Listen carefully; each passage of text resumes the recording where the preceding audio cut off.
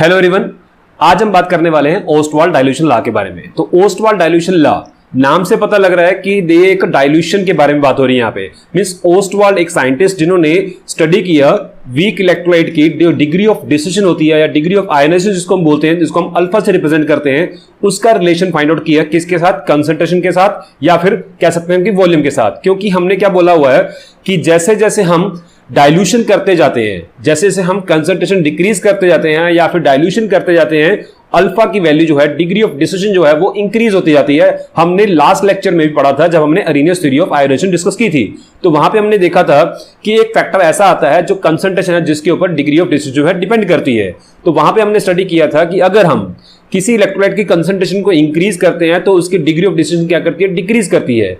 और अगर हम उसकी कंसंट्रेशन को डिक्रीज करते हैं तो डिग्री ऑफ जो डिसोसिएशन है या डिग्री ऑफ आयोनाइजेशन जो है वो इंक्रीज करती है। और हमने ये भी देखा था कि देखो अगर हम वॉल्यूम को इंक्रीज कर दें, वॉल्यूम को इंक्रीज करेंगे तब भी क्या होगा, वहां पे डाइल्यूशन होगी, मींस कंसंट्रेशन डिक्रीज होगी। तो कंसंट्रेशन को डिक्रीज करने के या फिर हम कह सकते हैं कि डाइल्यूशन के दो तरीके हैं। या तो हम एक पर्टिकुलर वॉल्यूम ले ले, ठीक है, और उसमें हमारा जो अमाउंट है इलेक्ट्रोलाइट की उसको हम कम करते जाएं, ठीक है। तो वहां से क्या होगा कि हमारे पास एक सोल्यूशन जो बनेगा वो क्या बनेगा, एक डाइल्यूट सोल्यूशन बनेगा, ठीक है। एक हमारे पास डाइल्यूट सोल्यूशन बनेगा और जो हमारे पास जो डाइल्यूशन होती जाएगी तो हम देखेंगे कि जो हमारा कंसंट्रेटेड सोल्यूशन है और जो हमारा डाइल्यूट सोल्यूशन है, उन दोनों के केस में अगर हम जब अल्फा निकालेंगे तो हम कंपेयर कर सकते हैं कि जो हमारा कंसंट्रेशन कम वाला सोल्यूशन है उसमें जो डिग्री ऑफ डिसिशन है, मींस वहां पे जो डिसिशन हो रही है वो ज्यादा हो रही है। और यही चीज अगर हम एक सोल्यूशन जिसमें हमने कंसंट्रेशन फिक्स कर दी, सपोज हमने पहले एक सोल्यूशन लिया जिसके हमारे पास वॉल्यूम क्या था, 100 ml था, उसमें हमने 1 मोल जो है कोई इलेक्ट्रोलाइट डाला हुआ है, उसकी हमने क्या किया, डिग्री ऑफ आयोनाइजेशन और degree of decision find out कर ली। फिर हमने क्या किया, उस सोल्यूशन में वॉल्यूम जो है उसका इंक्रीज करते गए, हम उसमें वो वाटर डालते गए। पहले हमारे पास क्या था, 100 ml था, फिर हमने क्या किया, उसको 1 लीटर कर दिया, फिर हमने उसको 10 लीटर कर दिया और 100 लीटर कर दिया। तो मींस हमारा क्या हो रहा है, वॉल्यूम इंक्रीज होता जा रहा है, ठीक है। पहले 1 मोल इलेक्ट्रोलाइट किसमें था, 100 ml में था।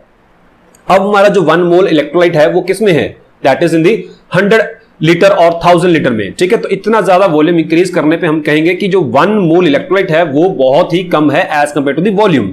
तो हम कह सकते हैं कि वो सोल्यूशन हमारा क्या बनेगा, डाइल्यूट सोल्यूशन बनेगा। तो ओस्टवाल्ड ने यही सब चीजें स्टडी की कि कैसे जो डिग्री ऑफ डिसोसिएशन है वो कंसंट्रेशन के साथ या फिर वॉल्यूम के साथ कैसे रिलेट करता है। हम यहां पे एक एक्सप्रेशन ड्राइव करेंगे जो ओस्टवाल्ड डाइल्यूशन लॉ के नाम से जाना जाता है। उसमें हम देखेंगे कि जो अल्फा है वो कंसंट्रेशन के साथ कैसे रिलेट करता है और वॉल्यूम के साथ कैसे रिलेट करता है। क्योंकि हमने पीछे पढ़ा था कि कंसंट्रेशन को डिक्रीज करने से डिग्री ऑफ डिसिशन इंक्रीज करती है। मींस यहां पे ये हम कह सकते हैं कि अगर हम उस चीज को सही मानते हैं कि विद डिक्रीज इन कंसंट्रेशन जो डिग्री ऑफ आयोनाइजेशन जो है वो इंक्रीज करती है, तो मींस हमारा जो रिलेशन आना चाहिए वो अल्फा का कंसंट्रेशन से कैसे आना चाहिए, that should be the inversely proportional. और हमने ये भी देखा था कि with increase in dilution degree of decision जो है वो इंक्रीज करती है। मींस यहां पे जो वॉल्यूम है और जो अल्फा है that should be directly related to each other, means alpha should be directly proportional to the volume of the solution, ठीक है। तो ये सब हम चीज यहां पे देखेंगे वाकई क्या ऐसा होता है या नहीं होता है, ठीक है। तो उसके लिए हम यहां पे सपोज करेंगे कि हमारे पास एक इलेक्ट्रोलाइट है, सपोज हमारे पास एक इलेक्ट्रोलाइट है AB और वो क्या कर रहा है, डिसोसिएट कर रहा है और वहां पे A पॉजिटिव आयन और B नेगेटिव आयन की फॉर्मेशन हो रही है, ठीक है। तो इनिशियली हमारे पास सपोज हमने 1 मोल लिया, तो यहां पे इनिशियली कोई भी हमारे पास आयंस नहीं बनेंगे। धीरे धीरे जैसे जैसे टाइम पास होता जाएगा तो हमारे पास क्या होगा, नंबर ऑफ आयंस की कंसंट्रेशन जो है वो इंक्रीज होती जाएगी, ठीक है। और एक टाइम ऐसा आएगा कि यहां पे कंसंट्रेशन ऑफ आयंस होगी बहुत ज्यादा हो जाएगी और फिर वो क्या करेंगे, एक दूसरे के साथ रीयूनाइट करना शुरू करेंगे, जो कि हमने अरेनियस थ्योरी में पढ़ा था कि जब इलेक्ट्रोलाइट क्या करता है, आयोनाइज करता है, वो आयंस क्या है धीरे धीरे एक दूसरे के साथ फिर से रीयूनाइट करना शुरू कर देते हैं। और जब वो रीयूनाइट करेंगे तो वो क्या बनाएंगे, एक अनडिसोसिएटेड इलेक्ट्रोलाइट बनाना शुरू कर देंगे। और एक स्टेज ऐसी आएगी कि जो इसकी rate of formation of ions है और रेट ऑफ रीयूनियन जो है वो क्या हो जाएगी, सेम हो जाएगी, ठीक है। तो उस स्टेज को हम बोलते हैं इक्विलिब्रियम स्टेज, ओके। तो सपोज जब वो इक्विलिब्रियम मेंटेन हो गया तो हम वहां पे क्या अप्लाई कर सकते हैं, law of chemical equilibrium apply कर सकते हैं और वहां से हम उसका इक्विलिब्रियम कांस्टेंट कैलकुलेट कर सकते हैं, है ना।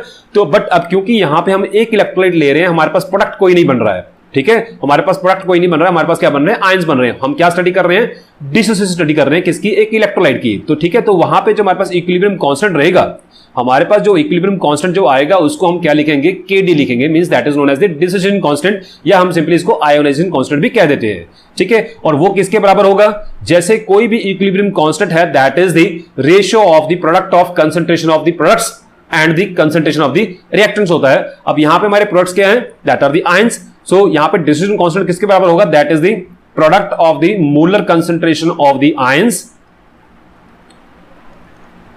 Upon the molar concentration of the electrolyte at equilibrium. ठीक है, अब ये जो कंसंट्रेशन है वो इक्विलिब्रियम कंसंट्रेशन है। नाउ मान के चलते हैं कि इनिशियली जब हमने डिस्ट्रीब्यूशन स्टडी की है, स्टार्ट की है, तो उस टाइम हमने इसके सी मोल्स पर लीटर लिए, मींस हमने सी मोल्स कोई अमाउंट ली, सी मोल्स, उसको हमने 1 लीटर सोल्यूशन में डाल दिया। ठीक है, उस टाइम पे हमारे पास कोई भी आयंस फॉर्मेशन नहीं होगा। With the passage of times ions की कंसंट्रेशन क्या होगी, इंक्रीज होती जाएगी। और जैसा कि मैंने बताया कि ये आयंस जो होंगे फिर क्या करेंगे, वो रीयूनाइट करना शुरू करेंगे और एक स्टेज ऐसी आएगी वहां पे इक्विलिब्रियम अटेन हो जाएगा। और जब वो इक्विलिब्रियम अटेन हो गया तो उस टाइम पे जो कंसंट्रेशन रहेगी वो कितनी हो जाएगी। अब क्योंकि हम मान के चल रहे हैं कि अगर अल्फा डिसोसिएट कर रहा है, if alpha is the degree of dissociation, तो वहां पे अगर हमने 1 मोल लिया था ए बी का, तो वहां पे क्या बनेंगे, अल्फा बनेंगे और इसके भी अल्फा बनेंगे। और पीछे कितने रह जाएंगे, जो अनडिसोसिएटेड साल्ट के होंगे वो कितने होंगे, 1 माइनस अल्फा होगा। अब क्योंकि हमने कंसंट्रेशन मेंशन किया कि सी मोल्स पर लीटर है, वो 1 मोल पर लीटर नहीं है, वो क्या है, सी मोल्स पर लीटर है।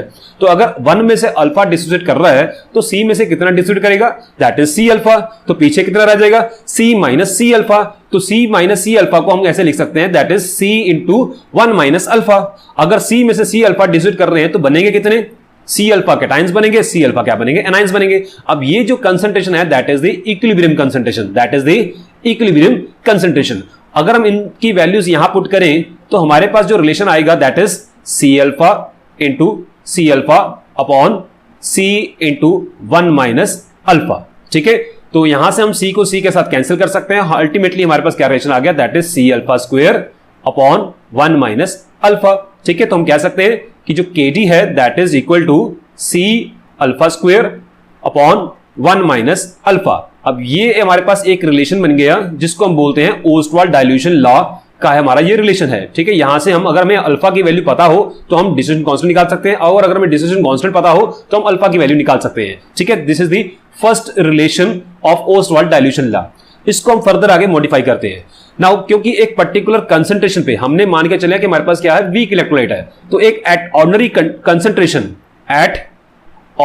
कंसंट्रेशन हम मान के चलते हैं कि जब एक पर्टिकुलर कंसंट्रेशन होती है तो वहां पे जो डिग्री ऑफ डिसोसिएशन होती है वो बहुत लेस होती है। और हमने ये भी देखा था कि हमने ये भी स्टडी किया था कि जब हम डाइल्यूशन करते हैं, मींस कंसंट्रेशन को बहुत कम कर देते हैं, तो हमारे पास जो है अल्फा क्या होता है, वो इंक्रीज होना शुरू होता है। ठीक है ना, बट हम वो बाद में स्टडी करेंगे, पहले हम बात करते हैं at ordinary concentration. At ordinary concentration जो डिग्री ऑफ डिसोसिएशन है that is very very less as compare to 1।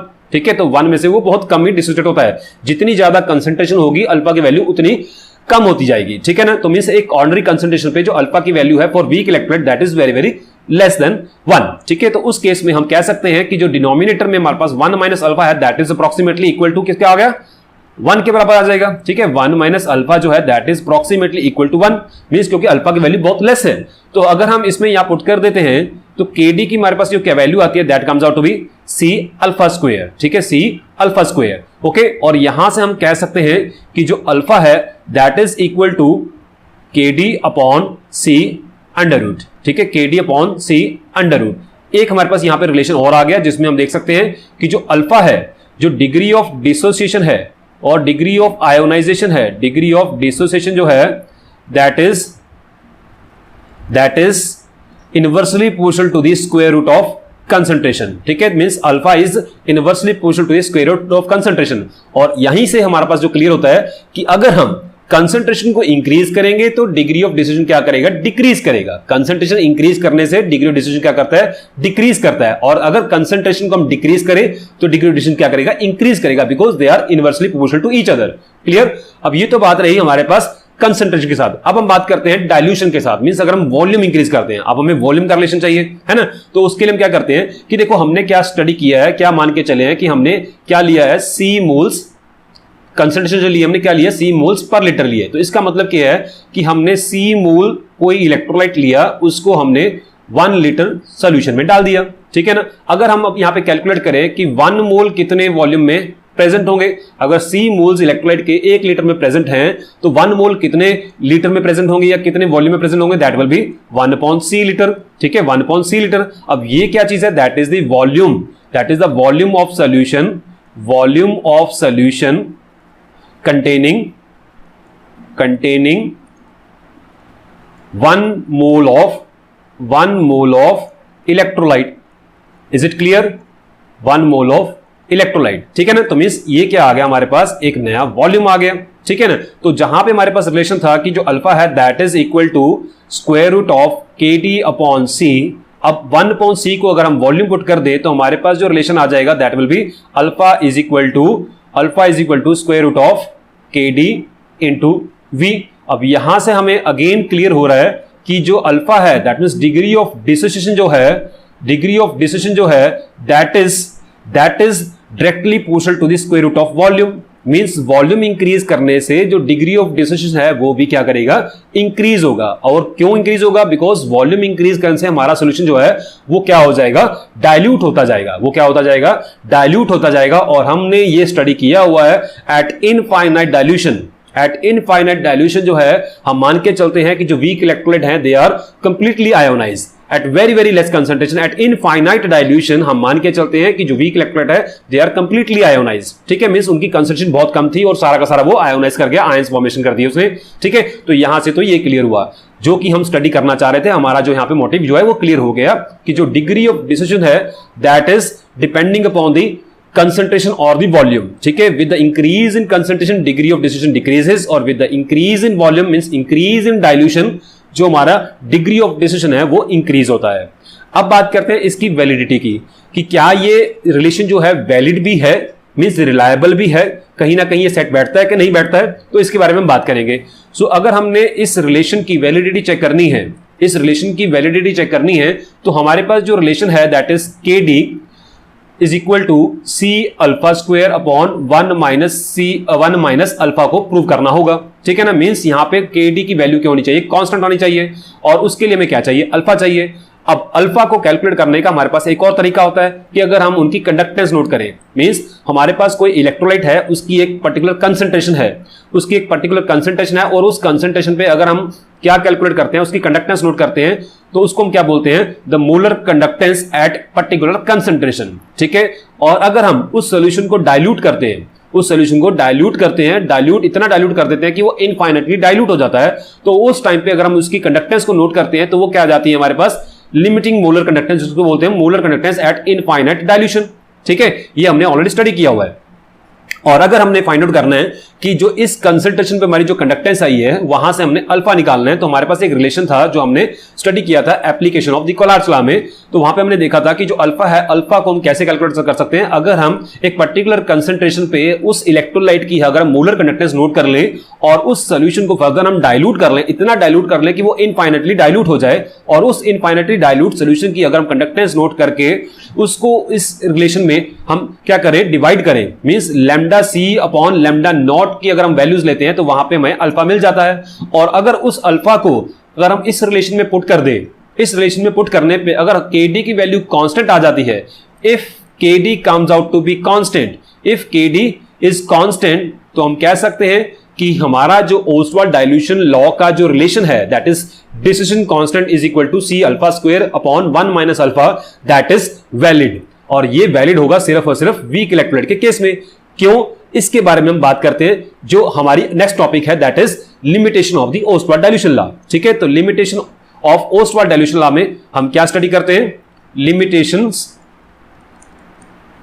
Limitations of Ostwald dilution law, ठीक है। अब क्या लिमिटेशन है, सबसे बड़ी इसकी जो लिमिटेशन है वो ये है कि ये जो लॉ है और ये जो रिलेशन है दैट इज वैलिड और applicable only and only for week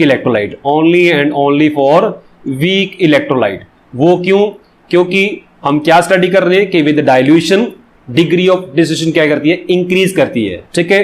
but in case of strong electrolyte हम क्या देखते हैं कि चाहे हमारी कंसंट्रेशन लेस हो, चाहे हमारी कंसंट्रेशन ज्यादा हो, चाहे हमारा वॉल्यूम कम हो, चाहे हमारा वॉल्यूम ज्यादा हो, ठीक है। मींस हमारा सॉल्यूशन चाहे कंसंट्रेटेड है चाहे डाइल्यूट है, उस केस में हमारा जो इलेक्ट्रोलाइट है वो कंप्लीटली आयोनाइज करता है। उस केस में जो आयंस हैं वो उनकी जो अमाउंट है वो इंक्रीज नहीं करती है। मींस ये जितना डिस्ट्रीब्यूट करना था वो एक ही बारी में, पहली बारी में डिस्ट्रीब्यूट कर जाता है, 100% वो डिस्ट्रीब्यूट कर जाता है। उसके बाद अगर आप वॉल्यूम इंक्रीज करते जाते हो या कंसंट्रेशन को डिक्रीज करते जाते हो तो उसकी जो डिग्री ऑफ डिस्ट्रीब्यूशन है उसमें फर्क नहीं पड़ता है। ठीक है, तो इसलिए ये वैलिड है सिर्फ और सिर्फ वीक इलेक्ट्रोलाइट के केस में। ठीक है, सेकेंडली इसको हम और तरीके से भी प्रूव कर सकते हैं कि अगर हम अल्फा की जो बात करते हैं कि जो डिग्री ऑफ डिस्ट्रीब्यूशन है वो हमने देखा था कि that is equal to the ratio of molar concentration of particular electrolyte at particular concentration upon the molar concentration at infinite dilution. अब ये रिलेशन सिर्फ और सिर्फ वैलिड है सिर्फ और सिर्फ वीक इलेक्ट्रोलाइट के केस में। क्यों? क्योंकि अल्फा जो है स्ट्रॉन्ग इलेक्ट्रोलाइट के केस में वो क्या होता है, ऑलवेज इक्वल टू 1 होता है। तो मींस यहां पे ये जो रिलेशन है वो क्या बता रहा है, in case of weak electro, in case of strong electrolyte वो क्या बता रहा है कि that is nothing, it is only, सिर्फ और सिर्फ क्या है, वो एक रेशियो है, किसकी, कंडक्टेंस की रेशियो है। यहां पे हम डिग्री ऑफ डिफ्यूजन नहीं कैलकुलेट कर सकते। ठीक है, क्यों? क्योंकि जिस कंसंट्रेशन पे हम लैम्डा नॉट कैलकुलेट करते हैं और लैम्डा सी कैलकुलेट करते हैं वो ऑलमोस्ट क्या आती है, सेम आती है। तो उस केस में बस अल्फा क्या होता है, 1 होता है। ठीक है, तो मींस अगर हम डाइल्यूशन भी करते हैं तो हमारे पास यहां पे अल्फा में कोई फर्क नहीं पड़ता है, वो 1 का 1 ही रहेगा हमेशा के हमेशा। ठीक है, और अगर हम बात करें कि ये जो लॉ है that is based upon the law of mass action. ठीक है, लॉ ऑफ मास एक्शन के ऊपर बेस्ड है। अब ये लॉ ऑफ मास एक्शन जो है वो आयनिक इक्विलिब्रियम के ऊपर वैलिड नहीं होता। ठीक है, आयनिक इक्विलिब्रियम के ऊपर वैलिड नहीं होता। और स्ट्रॉन्ग इलेक्ट्रोलाइट के केस में हमने देखा है कि वो कंप्लीटली आयंस फॉर्मेशन करता है, उसमें आयंस की जो कंसंट्रेशन है वो कांस्टेंट होती है, एक बार में जितना वो डिस्ट्रीब्यूट कर जाते हैं उतनी ही रहती है। तो इसलिए ये सिर्फ और सिर्फ वैलिड है only and only for the weak electrolyte. ठीक है, तो ये इसकी लिमिटेशन है। और ये जो लिमिटेशन है इसकी, जो कि ये वीक इलेक्ट्रोलाइट के केस में एप्लीकेबल है, यही इसकी एप्लीकेशन भी है। लिमिटेशन क्या हुई कि that is not valid for the strong electrolyte. ठीक है, और इसी को हम इसकी एडवांटेज मानते हैं। एक तो ये लिमिटेशन होगी कि हम स्ट्रॉन्ग इलेक्ट्रोलाइट के केस में इसको यूज नहीं कर सकते, और यही इसकी एडवांटेज है कि हम इसमें वीक इलेक्ट्रोलाइट के केस में हम इसका डिग्री ऑफ डिस्ट्रीब्यूशन कैलकुलेट कर सकते हैं, हम इसका जो है डिस्ट्रीब्यूशन कांस्टेंट भी फाइंड आउट कर सकते हैं। ठीक है, तो ये दो चीजें हम यहां से कैलकुलेट कर सकते हैं ओस्टवाल्ड डाइल्यूशन लॉ से, जो कि इसकी एक बहुत बड़ी एप्लीकेशन है कि ये वैलिड है सिर्फ और सिर्फ वीक इलेक्ट्रोलाइट के केस में। ठीक है, क्योंकि हमारे पास यहां पे जो रिलेशन आ रहे हैं, एक तो रिलेशन आ रहा था हमारे पास डिग्री ऑफ डिस्ट्रीब्यूशन का, that is KD is equal to C alpha square upon 1 minus alpha, और यहीं से हमने निकाला था कि जो अल्फा है that is equal to KD upon C under root, और alpha is equal to under root of KD into volume. ये सिर्फ वैलिड रहेगा वीक इलेक्ट्रोलाइट के केस में। ठीक है, तो ये था हमारा आज का वीडियो। नेक्स्ट वीडियो में बात करेंगे डिबाय-हक्कल-ओहनसागर इक्वेशन के बारे में और डिबाय-हक्कल-ओहनसागर थ्योरी के बारे में।